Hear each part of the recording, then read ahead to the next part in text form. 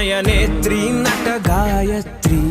మనసారా నిను కీర్తించి పులకించినది ఈ జనధాత్రి నిండుగా ఉందిలే దుర్గ దీవెనం ఉందిలే జన్మకో దైవ కారణం నువ్వుగా వెలిగే ప్రతిభాగుణం ఆ నటరాజుకు స్త్రీ రూపం